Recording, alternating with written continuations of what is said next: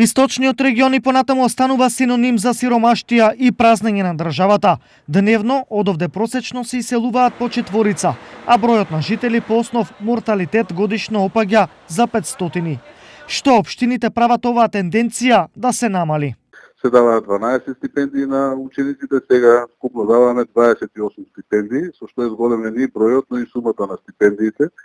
Се даваат стипендии на талентирани ученици од септември, така да на секое прводеленче кое што ќе се запише во основните училишта во Делчево, општина Делчево доделува по 3000 денари, матурантите, односно на средношколците, 10 најдобри кои што се во средното општинско училиште, општина Делчево, тоа е веќе со традиција, повеќе од 10 години, се доделува наградно патување во Европа. Секој прваче на почетокот на учебната година во износ од околу 2000 денари. Предвидени се уште стипендии за талентирани ученици во средното образование од следната учебна година. Средствата за секое родено дете чии родители се жители на општина Берово се зголемени од 3000 на 5000 денари. Како општина заедно со Агенцијата за вработување организираме информативни средби со компании од околните градови и веќе поголем дел од невработените лица најдоа вработување, претежно млади. Во моментот инфраструктурно ја уредуваме индустријската зона, каде веќе се градат неколку помали индустријски капацитети кои што ќе вработуваат млади лица. Многу слично на оваа тема се размислува и делува и во останатите општини во регионот, што само потврдува дека и креацијата и парите се речиси еднакви. Но можат ли општините да направат повеќе? Например, малата општина Иванковци кај Винковци деновиве објави проект од 152 нови куќи, кои на младите ќе им бидат понудени на половни цени, доколку одлучат да останат во државата. Нашата економија ја развиваме и ја димензионираме во насока да ги прибере тие млади луѓе да останат овде, но од друга страна можам да кажам и дека треба и образованието да се ориентира према бизнис секторот и према постоечките бизнис капацитети кои што ги нуди општината.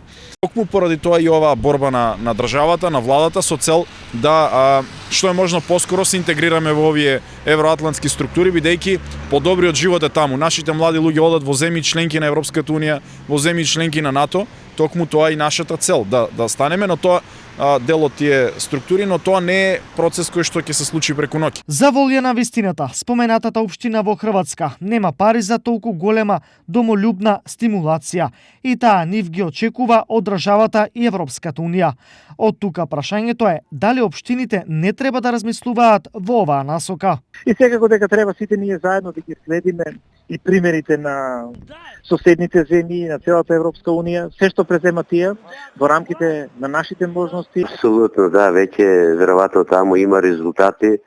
Ние треба да го пратиме тој тренд и нели такви чекори конкретни да презиваме. Но се насее во рацете на општините, зашто најголемиот дел од оваа работа треба да ја заврши државата, што би рекле политичарите, со долгорочен план и стратегии кои за жал ги нема. Поради ова, општините миграцијата ја спречуваат со бесплатни кумови и попови, венчавки, кифли за децата и влошки за менструални циклуси. За разлика од нас, Хрватска и Грција веќе спроведуваат сериозни стратегии во сите општествени сегменти, а Бугарија одамна располага и со Министерство за демографија.